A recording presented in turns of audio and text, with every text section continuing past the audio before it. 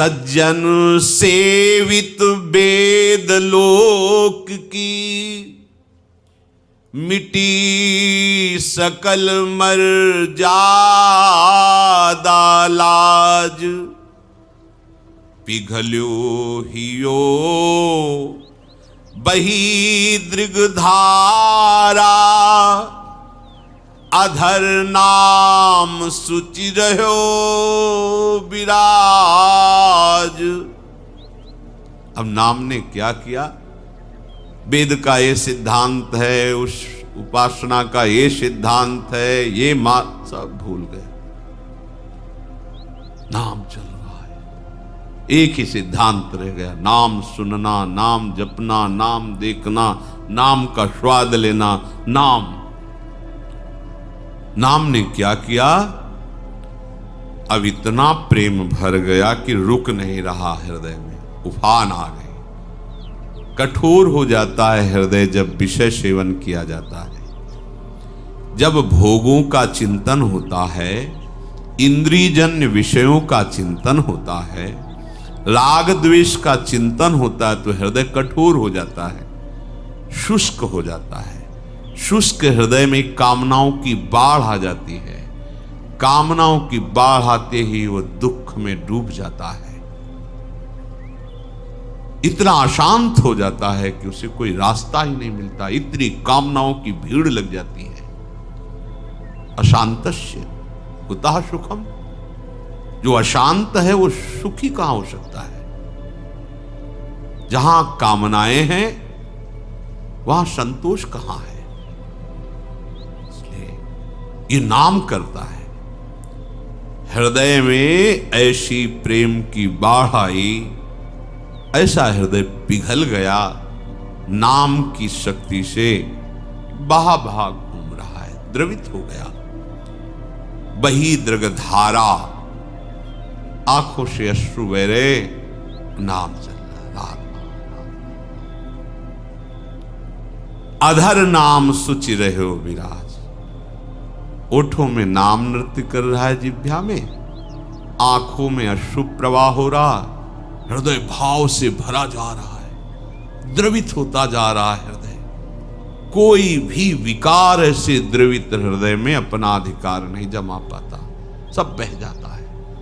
शुष्क और कठोर हृदय में विकारों का राज्य होता है, द्रवित हृदय में प्रेम का राज्य होता है। अब जब ये दशा हुई कि नाम जिह्वा से, आंखों से अश्रु, हृदय में भाव, तो रही न सुधि कछु कहन करन की।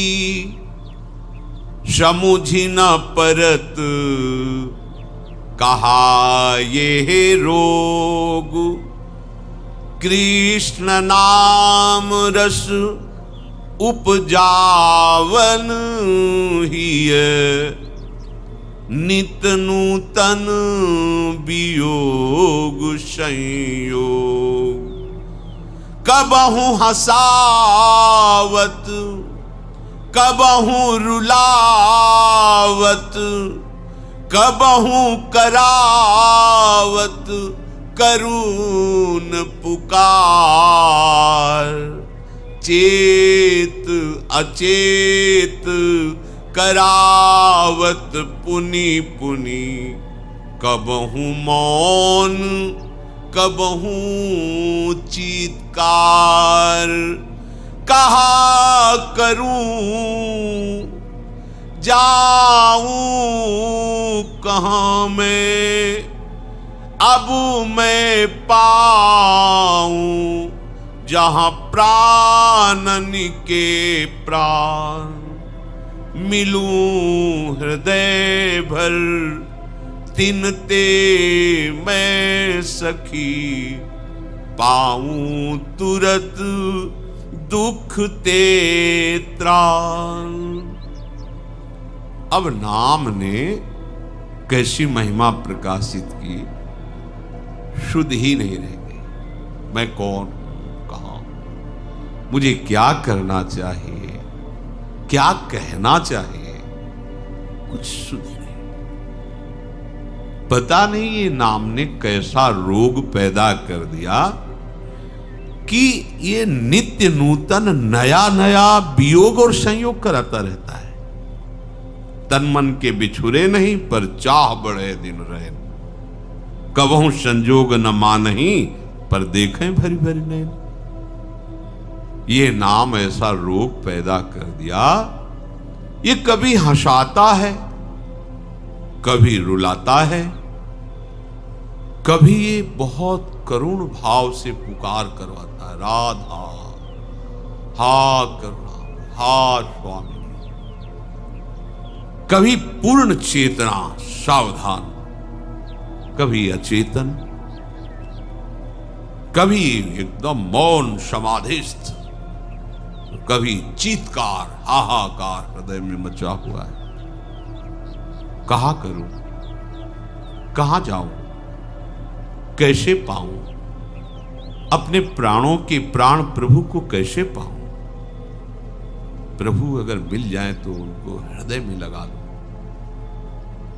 अगर वो हृदय में लग जाए तो शायद ये रोग कुछ कम हो, पर ऐसा नहीं होता, ये रोग और बढ़ जाता है। प्रेम सदा बढ़े वो करे। अब उसके लिए कोई दूसरी बात, कोई दूसरा कृत्य नहीं रहता, छका रहता है नाम का प्रभाव। भई गति कैसी सुन सजनी, धुनी मनोहर कृष्ण नाम की, जब ते मधुर सुनी। भई गति कैसी सुनु सजनी, अचरज भयो अमृत ही में, पर प्रगटी अग्नि, बुझे न बिनु पाए यह दर्शन, सुधा दाह समनी। भई गति कैसी सुनु सजनी, नित्य निरंतर तड़फत मन, नहीं चैन दिवस रजनी। सारहीन जीवन बिनु प्रीतम, सुमिलन नीलमणि। सखी सुदोषो ले चलू, हो जहाँ माधो नाम धनी।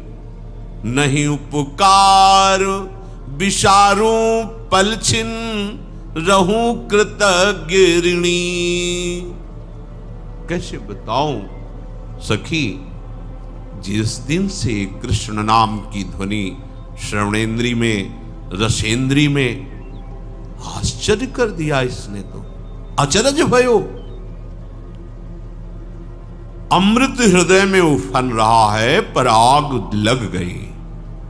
कैसा ये अमृत है? द्रवित वस्तु अमृत, ये तो शीतलता प्रदान करने वाला है। पर अचरज भयो, बड़े आश्चर्य की बात, इस नाम ने जो अमृत प्रकट किया, इसने तो आग लगा दी। बुझे न पिय बिनु पाए। अब तो ये आग तभी बुझेगी जब प्रीतम की समीपता प्राप्त हो, उनका दर्शन प्राप्त हो। तड़प रहा है मन, देखो ये वही मन है जो विषयों के लिए तड़प रहा है। नाम ने क्या किया? निर्विषय कर दिया, प्रेम रस डाल दिया मन में। नित्य निरंतर तड़फत मन, नहीं चैन दिवस रजनी। न रात को चैन, न दिन को चैन। नाम गूंज रहा है, हर समय व्याकुलता बढ़ रही।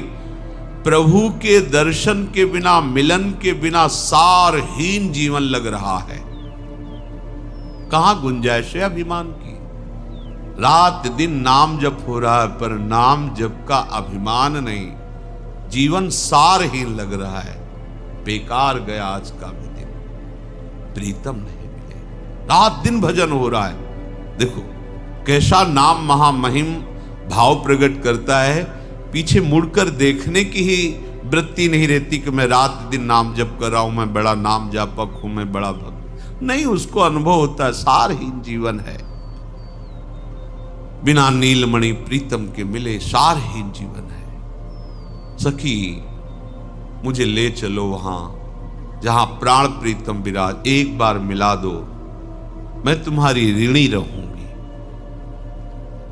ये हृदय की स्थिति नाम लाता है। जब तक रूप प्रकाशित नहीं होता तब तक नाम का जो तांडव होता है, भाग जाते हैं काम क्रोध लोभ मोह मद मत्सर, ये टिक नहीं सकते। मन चंचल की बात, तड़पन पैदा हो जाती प्रभु के मिलन के लिए। चंचलता तो न जाने कब नष्ट कर देता है नाम। बस ये नाम में महत्व बुद्धि हो जाए। जहां नाम ने सब मिटाया, पूर्व संचित कर्मों को भस्म किया, बस रूप प्रकाशित हो गया। वो रूप जो नित्य नवम नवम है, कहीं नहीं देखने को मिलेगा। वो रूप वो केवल नाम के पास है और दूसरा कोई दिखा नहीं सकता। कोई उस रूप को नहीं दिखा सकता। केवल नाम के पास से सामर्थ्य कि उस रूप को दिखा दे जो हमारे प्रीतम का रूप है। सच्चिदानंद में प्रतिक्षण वर्धमानम रूप, अबहीं और अबहीं और अबहीं और, वो केवल नाम दिखा सकता है, दूसरा नहीं। बात पकड़ लीजिए आप चाहो देखना या ना चाहो, नाम जप करो, चाह पैदा हो जाएगी, व्याकुलता पैदा हो जाएगी, वो रूप आ जाएगा। जिस मन को बार बार धिक्कारा जाता है कि कैसा मन है, प्रभु में लगता नहीं, अब क्या हुआ, नाम जपक के हृदय में बोले मेरो मन रूप समुद्र पर्यो। आहा, छोटा मोटा तालाब सरोवर नहीं, ये रूप अगाध समुद्र है, कोई पार नहीं पा सकता रूप का। ऐसा रूप है हमारे प्रभु का, युगल सरकार का ऐसा रूप कोई पार आज तक नहीं पाया। तेरो रूप कहेत नहीं आवे, जैसे हित हरिवंश कछुक जस गावे। जो को कोटि कलप लग जीवे, रसना कोटिक पावे, तऊ रुचिर बदनार बिंद की शोभा कहे। रूप समुद्र अगाध, कोई था नहीं पा सकता। नाम ने क्या किया, पकड़ के मन को फेंक दिया रूप समुद्र में।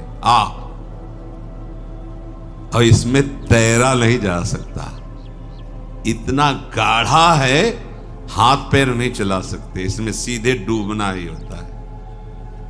ये वो समुद्र नहीं है तरल कि आप तैर सको। रूप समुद्र की खास बात यह है कि इसमें आप तैर नहीं सकते, हाथ पैर नहीं चला सकते। रूप समुद्र में केवल डूबना होता है, केवल डूबना होता है। जितने इस समुद्र में पड़े सब डूब गए, उछरे आज तक नहीं, एक भी उछरा नहीं। इस रूप समुद्र में जो गया, तो रूप समुद्र में पहुंचाया किसने, नाम ने। मेरो मन रूप समुद्र पर्यो, बदन सुधा निधि इकटक निरखत, ने कहूं नाई टर्यो। मेरो मन रूप समुद्र पर्यो, नैन विशाल रसाल बस्यो मन, छिनहु नाय निसर्यो। अमल अधुर मृदुहास मधुर छवि, आनंद अमित भर्यो। अलक झलक मधुकर मदहारी, लख निज सुधी बिसर्यो। अंग अंग नख सिख की माधुरी, बरबस रहेत हरियो, मेरो मन रूप समुद्र पर्यो। रूप समुद्र श्री लालजू महाराज, और रूप समुद्र का सार श्री लाडलीजू महाराज। बोले अब तो नाम की कृपा से, गुरुदेव की कृपा से, नाम सुकृत धन अपने जीवन, अतिहित माने देत वरदान। मुझे गुरुदेव ने नाम रूपी वरदान दिया। अब नाम की कृपा से रूप में मेरा मन कैसे गिरा, जैसे समुद्र में, अगाध समुद्र में कोई गिर जाए और तैरना ना आता हो तो डूब ही जाएगा। और इस रूप समुद्र में बड़ा भारी तैराक भी नहीं तैर पाता, क्योंकि इसमें तैरने की गुंजाइश ही नहीं, इसमें सीधे डूबना होता है। रूप समुद्र में एकटक। अब ज्ञानेंद्रियों की सफलता देखो, मन नेत्रेंद्री के साथ होकर उनको निरखता रह गया। नेकहु नाहि टर्यो,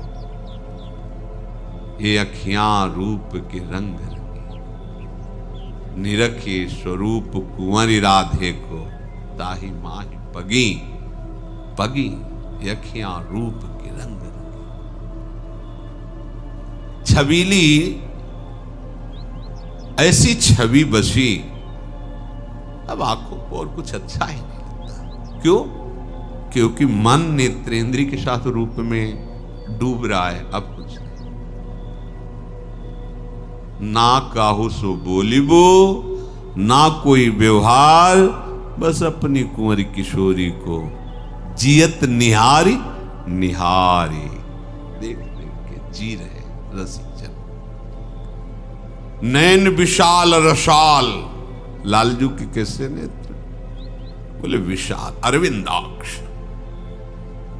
और रसाल। अरे मन इन नेत्रों को देखकर बस गया, अब एक क्षण के लिए नहीं हटता। और लाडलीजू के नेत्र कैसे कि ऐसे विशाल और रसाल नेत्रों वाले, गोविंद लोचन अतृप्त चकोर पेयम, प्रिया बदन छवि चंद्र मनो, प्रीतम नयन चकोर। हंसन पर भुज दिए बिलोकत, हिंदु बदन बिबियोर करत पान, रस मत परस पर लोचन त्रसित चकोर। ये दोनों युगल सरकार के इन विशाल नेत्रों की प्रेम प्यास बढ़ती जाती है, और सखियां निरख निरख कर इसमें महासुख में डूब रही। कैसा एक साथ ऐसा रूप का पान और कहीं नहीं। प्रेमी जन तो लालजू के ही नेत्रों से पार नहीं पा पाते, उसी में डूब जाते हैं। लालजू के अमल अधर मृदु मुस्कान महाआनंद अमित सुख की वर्षा कर रहा है। लालजू के अधर मंद मुस्कान, तिरछी चितवन, और ये लालजू इधर प्यारीजू की तरफ देखो तो भ्रकुटी का नर्तन करते हुए मंद मुस्कुराती हुई अमृतमय वाणी से जहां लालजू की तरफ बोला तो अधीन हो गए, बिक गए महाराज। निर्तन भ्रकुटी बदन अम्बुज मृदु सरस हास, मधु बोलन तो अति आशक्त लाल लंपट, बस कीने बिन मोलन। आ कैसा रूप, ये रूप समुद्र अगाध। मुनि मन मोहन, सुमन मन मोहन, विश्व मन मोहन, मदन मन मोहन, मोहिनी जू ने बांध लिया, मंद मुस्कान से अधीन कर लिया। बिक गए बिना मोल के बिहारी जू। अलक झलक मधुकर मदहारी, लख निज सुध बिसरे। श्री लालजू की जो अलकावली है, कोई ऐसा नहीं है। देखो ना, मनसिज मन हरन हास, सावरो सुकुमार रास, नख सिख अंग अंगन उमग सौभग शिव नकी। लाल की रूप माधुरी नैनन निरख लेख सकी। श्याम घुंघराली अलकावली बड़े बड़े मुनियों के मन को बांधने के लिए फांस है, नहीं निकल पाए, सब दासत्व में हो गए। अलकावली नील कमल की कांति कपोलों से झलमला रही, अरविंदाक्ष रस भरे रसाल नेत्र और बाकी चितवन घुंघराली कौन बच पाया है? आज तक नहीं बच पाया। और जो आज तक किसी को भी नहीं, बड़े बड़े ब्रह्म ऋषि महापुरुष इनको भी नहीं छोड़ा, अधीन कर लिया। ऐसे मुनि मनमोहन प्रभु को हमारी लाडली जी की लटपास ने बांध लिया। देखो माई अबला के बलरास, अति गज मत निरंकुश मोहन, निरख बंधे लटपास। देख लो सबके मन के अधिष्ठात्र प्रभु मनमोहन, अब ही पंगु भई मन की गति। प्रियाजू ने तो कोई प्रयास ही नहीं किया। कपोल पर एक लट छूट के आई, लालजू महाराज का मन पंग हो गया, निरंकुश मन अधीन हो गया, निरख बंधे लट अंग अंग नख सिख की माधुरी बरबस रहत हरे लालजू की। लालजू की ललित त्रिभंगी रूप माधुरी ऐसा कोई अनंत ब्रह्मांडों में ऐसा नहीं है जिसके मन का ये बलात् हरण न कर ले। जबरदस्ती जबरदस्ती परमहंसों के मन को भी देखो ना, जिनको शरीर की शुद्धि नहीं है। परमहंस श्री सुखदेव जी केवल रूप सुना, बरहा पीडम नटवर वपुः कर्णयो कर्णकारम, बिभ्रदवासः कनक कपिशम वैजयंतीम च मालाम, रंध्रान वेणु रधर सुधया पूरयन गोप वृंदै, वृंदारण्यम स्वपद रमणम प्राविशद गीत कीर्ति। महाराज ऐसे परमहंस आसक्त चित्त हो गए केवल रूप सुन करके। फिर इनका रूप, अंग अंग नख सिख की माधुरी, कौन ऐसा है जो ये रूप माधुरी। अरे बड़े महामहिम ज्ञान समुद्र भगवान शिव, उनके ध्यान में जब इनके श्री चरण आते हैं तो उन्मत्त होकर तांडव करने लगते हैं, ऐसा आनंद आता है। ऐसे प्रभु नख सिख लो अंग अंग माधुरी, मोहे श्याम धनी, श्री श्यामा जू आज बनी, ब्रजनौ तरुण कदम मुकुटमणि, श्री श्यामा जू आज है। श्री श्यामा श्याम के रूप का ये नाम, ये मंत्र प्रकाश करता है हमारे हृदय में। जब तक नाम के प्रति महत्व नहीं आएगा तब तक हमारी साधना, हमारी उपासना, हमारा मार्ग ये अंधेरे में चलना होगा। आपको कुछ पकड़े नहीं मिलेगा। नाम को पकड़ लीजिए। न जाने कितने हजारों हजारों वर्षों की समाधि लगाने वाले महापुरुष भी जिस रस का किनका नहीं प्राप्त कर पाए, उस रस को नाम प्रदान कर देता है बहुत शीघ्र। प्रभु को प्राप्त करने की तीव्रतम अभिलाषा नाम प्रकट करता है।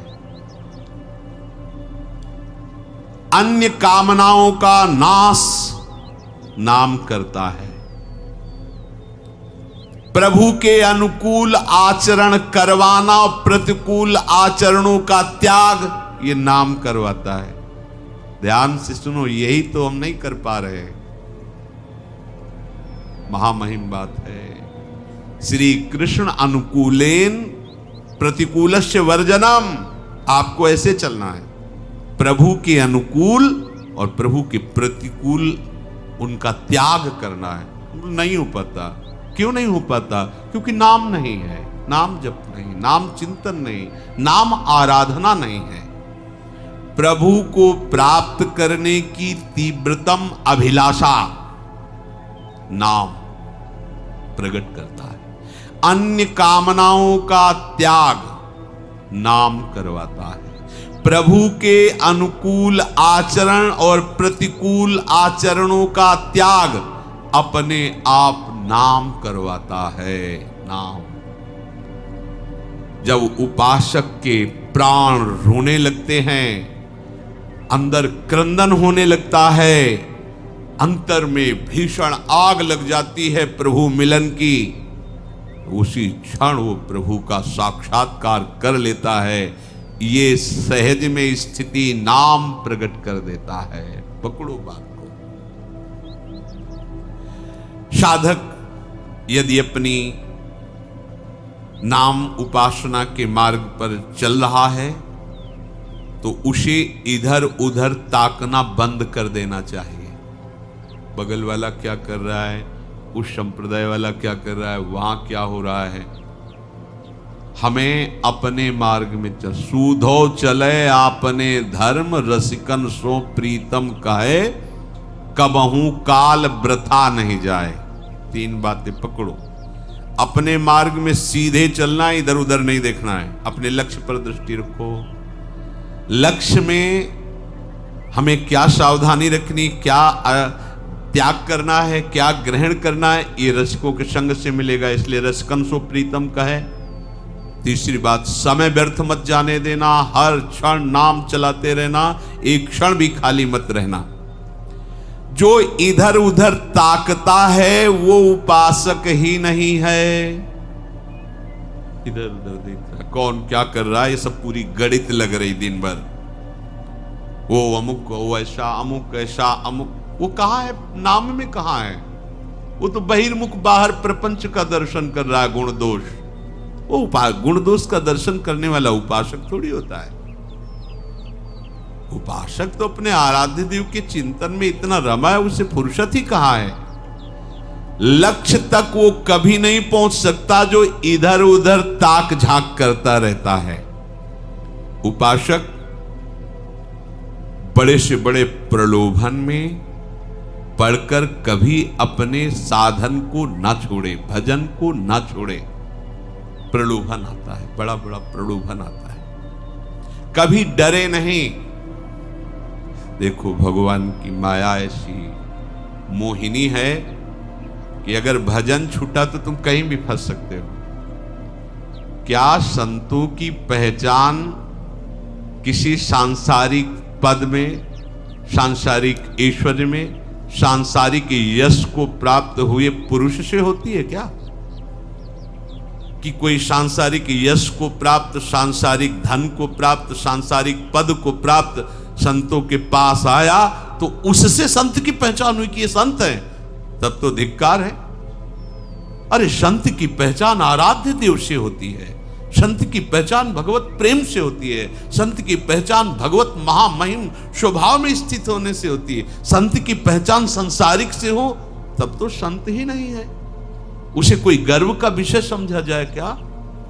कोई पदाधिकारी, कोई यशस्वी, कोई धनी, ऐश्वर्यवान संत के पास आने लगे तो बोले ये बड़े संत है, तब तो धिक्कार की बात है भाई। अगर विषयी से पहचान साधुता की होती तो साधुता किसे कहते हैं? साधुता की पहचान सिर्फ साधुता से होती है, भगवत संबंध से होती है। विषयी पुरुषों से साधुता की पहचान होती है। अमुक पदाधिकारी आ गया तो बड़ा संत, अमुक आ गया तो बड़ा संत, मतलब उससे संत की महिमा। वाह, कैसी तुलना है! क्या तुलना है, क्या योग्यता है! सावधान, ये उपहास है, तुलना नहीं है।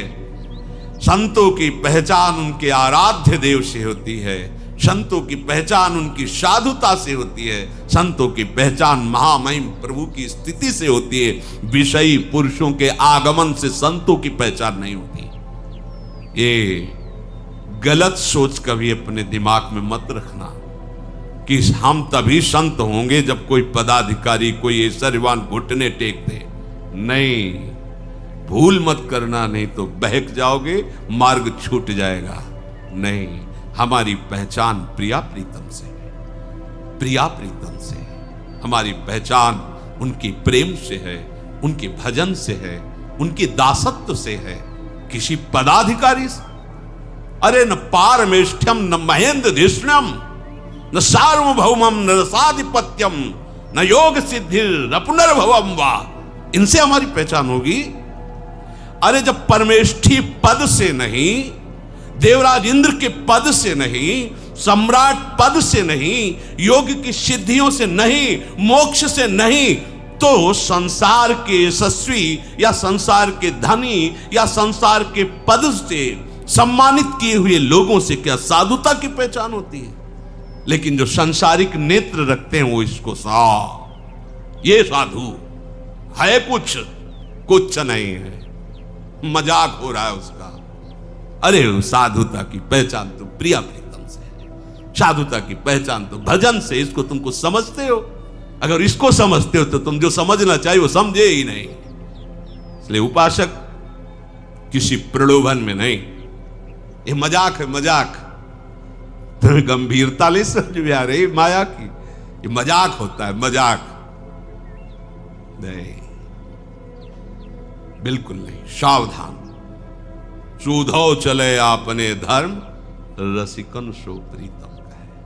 ये बड़े गिरे हुए नेत्र हैं जो ये देखें कि किसी साधु की पहचान किसी लौकिक पदाधिकारी से, लौकिक यशस्वी से, लौकिक धनियों के आने से होती है। ये तो बड़ा उपहास का विषय है, ये तो मजाक का विषय है। उससे साधुता की पहचान? अरे न पारमेष्ठ्यम न महेंद्र धिष्ण्यम न रसाधिपत्यम, कैसी बात करते हो? किसी भी प्रलोभन में जो नहीं पड़ता, किसी भी भय से जो नहीं डरता, संसार में रहते हुए भी संसार का जो नहीं होता, जीवित होते हुए भी जो मर जाता है, जो संसार के काम का नहीं रहता, संसार उसके काम का नहीं रहता, वो प्रभु के नाम का प्रेमी होता है। समझो, समझो, मार्ग को समझो। वो प्रभु के नाम का प्रेमी होता है। तुम रोज संत से मिलते हो, तुम्हारे हृदय में कभी गर्व आया कि हम भगवत प्रेमी महात्मा के दर्शन करते हैं या नाम जापकों के दर्शन करते हैं? अगर एक संसार का प्रेमी, संसार का यशस्वी पुण्यात्मा, संसार का धनी आ गया तो तुम्हारे नेत्र चंचल हो गए देखने के लिए। वाह, तो इन नेत्रों का मार्जन कब करोगे? ये नेत्र तो चंचल होने चाहिए प्रभु के प्रेमियों के दर्शन के लिए, जिनके दर्शन मात्र से निष्पापता प्रकट होती है। दरस परस अघनाश बास निज संग करो दिन। कहां है तुम्हारी उपासना? अरे लोक परलोक के चाहे जितने बड़े पदाधिकारी आ जाएं, अपने प्रभु और प्रेमियों से, उनके प्रेमियों से दृष्टि हट गई तो फिर क्या तुम्हारी दृष्टि? क्या पान कर रही थी तुम्हारी दृष्टि? कौन से रूप का पान कर नहीं का पान कर रही थी? इसीलिए तुम्हें किसी और रूप ने, किसी और पद ने, किसी और बात ने हृदय में हर्ष प्रकट कर दिया। नहीं हर्ष, उपहास। सोचो, कोई 100 खरब रुपए का संकल्प किए हो, उसे 10 रुपया दिया जाए, क्या होगा? उसका उपहास होगा। इतनी बड़ी रकम चाहने वाले को 10 रुपया दिया जाए तो क्या होगा? यह भी उदाहरण फिट नहीं बैठता क्योंकि प्राकृतिक है। अनंत महामहिम प्रभु के दासत्व पद की वो महान वृत्ति जो योगियों मुनियों के द्वारा वांछित है, उस मार्ग में चलने वाले उपासक को अगर ऐसे और वो कोई महिमा नजर आवे तो धिक्कार, तुम्हारी बात ही क्या रह गई? क्या बात रह गई तुम्हारी? अखिल कोटि ब्रह्मांडों का नायक जहां घुटने टेके हुए कृपा की कोर चाहता है, उनके दासत्व से युक्त होना चाहते हो, तुम्हारी दृष्टि कहां लगी हुई है? इस लोक संसार के महत्व में। संसार का यश, संसार का महत्व झूठा स्वप्न है। अगर ये तुम्हें नहीं दिखाई दिया तो किस बात की साधना? अरे तुम यहां की बात विचार करो, ये किसके लिए लिखा है? ये उस भक्त के लिए लिखा है जो निरंतर भगवान का न पारमेष्ठ्यम न महेंद्र जिष्ण्यम न रसाधिपत्यम न सार्वभौमम न योग सिद्धि रपुनर्भवम वा। नहीं, तो आपको कहो ये क्या है? क्या है? माटी के धोंदे, इसी के सारी क्रीड़ाओं को सुख मानने वाले, सच्चिदानंद प्रभु के दासत्व की प्राप्ति के मार्ग में चलने वाले उपासकों के सामने सुरपति नरपति लोकपति जिनके भावे घास रहे परमानंद में तज सब ही कियास, उसका नाम परमानंद प्रेमानंद। नहीं तो विषयानंद रख लेना चाहिए, परमानंद प्रेमानंद कहां से? जो किसी प्रलोभनों में नहीं, किसी भय से नहीं, संसार में रहते हुए संसार का नहीं, जीवित होते हुए जीवित नहीं, जीवित मर जाए उलटे आप में सब। साधुता की पहचान विषयी पुरुषों से। बड़े संत क्यों? अमुक धनी आया, अमुक पदाधिकारी नहीं, बड़े संत वो जो प्रियालाल के अनुराग में डूबे हुए, जिनकी नजर में सब घास फूस नजर आता है। या तो सब ब्रह्म, नहीं तो सब मिथ्या। दो ही सूत्र हैं, बीच में कुछ नहीं। या तो सर्वम खलमिदम ब्रह्म, नहीं तो ब्रह्म सत्यम जगन मिथ्या। पूरा टोटल झूठा, टोटल झूठा। उमा काओ में अनुभव अपना सत्य हरिभजन जगत। स्वप्न में सम्राट पद रख गया तो जागने पर यदि घास खोदने वाले हो तो घास खोदने वाले रहोगे, जागने पर तुम सम्राट का शासन नहीं कर सकते। ये स्वप्न है। स्वप्न का महत्व रखोगे तो सच्चिदानंद प्रभु में कब जागोगे? ये केवल पढ़ने लिखने की बातें नहीं, स्थिति होती है। सुरपति नरपति लोकपति जिनके भावे घास, ये पहचान है प्रभु के दासत्व की। अगर आदर है संसार का तो केवल भगवत संबंध से है। अगर किसी पद, किसी प्रतिष्ठा, किसी यश, किसी धन संपत्ति, मतलब है कि स्वांग हो रहा है, भक्ति नहीं। भक्ति का तभी स्वरूप माना जाएगा विवेक और वैराग्य दोनों बिल्कुल प्रज्वलित हो। बिन विवेक वैराग्य भक्ति बिन सत्य न एको मानो, भगवत विमुख कपट चतुराई सो पाखंडे जानो। ये गर्व का विषय है, गर्व का विषय है। श्री श्यामाजू के बल अभिमानी, ये अनंत ब्रह्मांडों के स्वामी से भी टेढ़े रहे मोहन रसिया सो, टेढ़े रहे मोहन रसिया सो। बोले अटपट बानी हम श्री श्यामाजू के बल। अब कहां हो, कहां हो? जहां देवलोक भूलोक रसातल सोनि कवि कुल मति डरिए, वह तुम्हारा किसी पांच भौतिक रूप को देखने के लिए नेत्र, हाँ, योग्यता कहां तुम्हारे नेत्रों की प्रियालाल को देखने की? अभी तो मलमूत्र की थैली है, ऊपर से चमड़ा है। थोड़ा कोई गोरा है, कोई सांवला है, कोई बनावट में अच्छा है, कोई बुरा है, लेकिन है तो सब माटी का ही पांच भौतिक। तुम्हारे नेत्र अगर इन रूपों को देखने में तो वो रूप कब देख पाओगे? जहां देवलोक भूलोक रसातल सुनि कविकुल, पाछे न हुती अब हूं आगे हूं न होए है, या गति अद्भुत रूप की और है। कहां कहां लक्ष्य है? लक्ष्य कहां है? अरे ये सब ऐसे दिखाई देते हैं संसार के रूप, जैसे मकान में आग लग जाए तो कैसा दिखाई देता है, ऐसे उस रूप को जिसको देखने के लिए तुम्हें श्री जी ने आकर्षित किया है, जिस महिमा आप समझ नहीं पा रहे। इतना बड़ा कोई खिलाड़ी होगा श्री कृष्ण जैसा? कालिया नाग के फण पर चढ़कर नृत्य करते हुए उसके अहंकार का मर्दन कर दिया। 60,000 हाथियों का बल रखने वाले कोलिया पिड़ को एक घूंसे से बैठाल दिया। मुष्टिक चाणूर ऐसे महाबली की कोई इनके सामने नहीं खड़ा हो सकता, ऐसे पछाड़ के गुड्डी गुड्डा की तरह ऐसे मार के फेंक दिया। कंस जैसा महावीर जिसके बल से प्रभावित होकर जरासंध ने अपनी 2 पुत्रियों का ब्याह कर दिया, घसीट के सिंहासन से पटक के मार डाला। ऐसे महाबली के बल का तुम्हें गर्व नहीं है? जिनके सेवक को कहा गया तुलित बलधामम हेम शैलाभदे हम, ऐसे स्वामी की तरफ तुम्हारी दृष्टि नहीं गई? कौन इतना बड़ा खिलाड़ी है कि पलक झपकते अनंत ब्रह्मांडों का खेल स्वयं में स्वयं रच दिया? कभी तुम्हें आश्चर्य नहीं होता अपने प्रभु पर? तुम्हारी समझ में नहीं आता, तुम किसके उपासक हो समझे भी नहीं आता। उपासक तुम किसके हो? गुणगान किसके गाने निकले हो? गुणगान किसका गा रहे हो? आश्चर्य में तुम्हें क्या दिखना चाहिए? तुम्हें आश्चर्य किसका दिखाई दे रहा है? यही तो समझ में नहीं आ रहा। अरे जिनकी एक मंद मुस्कान से ऐसी प्रबल माया प्रकट हुई कि मुनियों को भी मोहित कर लेती है, हम उन प्रभु के दासत्व के लिए थोड़ा तो समझो तुम हो क्या। समझो, तुम अपने को समझो, तुम दूसरे को क्या समझ पाओगे? अपने को समझो, तुम हो क्या? हरि के दास हो, हरि का दास।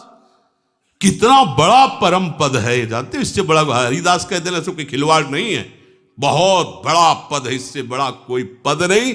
इस पद में जो बैठ जाता है तो हरि भी उसकी सेवकाई करने के लिए चाहते हैं। देखो ना, कह रहे मैं पीछे पीछे डोलता हूं, उसकी चरण रज मेरे ऊपर पड़ जाए। तो उपासक को चाहिए, सर्वप्रथम आवश्यक है कि अपनी बुद्धि को प्रभु में ऐसी अर्पित कर दे कि इस बुद्धि पर किसी का कभी भी कोई भी प्रभाव ना पड़े। बैठकर विचार करो, किसी का कभी भी कोई भी प्रभाव बुद्धि पर ना पड़े। रूप में देखो तो, गुण में देखो तो, बल में देखो तो, कलाओं में देखो तो, महिमा में देखो तो, ऐश्वर्य में, लक्ष्मी में देखो, उनके चरण ही चाप रही साक्षात लक्ष्मी। अब भैया हम किसकी बड़ाई करें, किसको माने? जिनके एक रूप में अनंत ब्रह्म, उनको छोड़कर किसकी तरफ देखें? मतलब अभी आप हरिदास नहीं है, नहीं है। रसना कटो जो अन रटो, निरखी अन फुटो नैन, श्रवण फुटो जो अन सुनो, श्री राधा जस बैन। हम किसी और की महिमा स्वीकार करें तो हमारे अंदर हमारे इष्ट की निष्ठा कहां रह गई? या तो सब ब्रह्म या तो सब मिथ्या। एक पॉइंट पे चलो, उमा कहूं मैं अनुभवपना सत हरिभजन, तो जगत सब सपना। या तो सब ब्रह्म, जब सब समान तो फिर महिमा कैसे तुम्हारी आकर्षित हो गई? किसी नाम रूप में, किसी अलग पद प्रतिष्ठा में तुम्हारे अंदर हर्ष कैसे आ गया? मतलब अभी ठीक ठिकाने पे बुद्धि समर्पित नहीं हुई है। अगर बुद्धि समर्पित है तो केवल महिमा जागृत होगी अपने प्रभु की, दूसरे की नहीं, दूसरो न कोई। बिल्कुल उपासक को चाहिए कि लक्ष्य की तरफ सावधानी से देखता हुआ अपनी अन्यत्र से दृष्टि बचाए। दृष्टि दो प्रकार की होती है, एक बाह्य एक आंतरिक। बाह्य दृष्टि तो ऐसे करके चल रहे हो, अंदर से देख रहे हो मुझे कौन प्रणाम कर रहा है, क्या है, मैं क्या हो चुका हूं, मैं कितनी महिमा है, ये सब घास फूस है। इधर देखना शुरू करोगे तो देखने लायक नहीं रह जाओगे जिसको देखना है, और जब उधर देखने का तो ये देखने लायक नहीं रहेंगे। अगर तुम्हारी दृष्टि इनके देखने लायक है तो उनके देखने लायक नहीं रहोगे। जब उनके देखने लायक बन जाओगे तो ये कुछ दिखाई ही नहीं देगा, ये कुछ नहीं नजर आएगा। तिनके भवे घास रहे परम आनंद में, तज सब ही की आस। जो किसी का दास है, किसी को अपना दास मानता है, वो प्रियालाल का दासत्व स्वीकार करने का अधिकार खो देता है। ध्यान दीजिए, जो अन्य किसी का दास है, वो अन्य किसी को अपना दास बनाता है, वो प्रियालाल की दासता पाने का अधिकार खो देता है। प्रभु का दास अनन्य होता है, ना वो किसी का दास होता है और ना किसी से दासत्व स्वीकार कराता है अपने को, सीधे प्रभु उन्हीं से। पूर्ण समर्पण का उदाहरण कठपुतली है। जैसा नचाने वाला नचा रहा है वैसा वो नाचती, अपनी तरफ से ऐसे भी नहीं करेगी। ऐसे ही समर्पित उपासक का जीवन होता है। जैसे चाहे प्रभु वैसे रखे।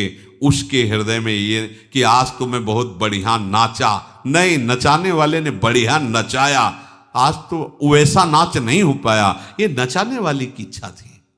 अपने को वैसे पूर्ण समर्पण का उदाहरण जैसे कठपुतली नचाने वाले के इशारे से नाचती, बस ऐसे भक्त अपने प्रभु के इशारे से चलता है।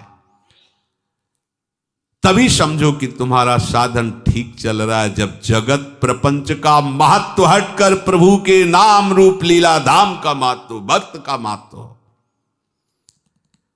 एक तरफ सांसारिक पदाधिकारी, सांसारिक धनी यशस्वी बैठा है और एक तरफ भगवान का भक्त बैठा है, लेकिन किसी की दृष्टि उन भगवान के महाभागवतों पर नहीं गई।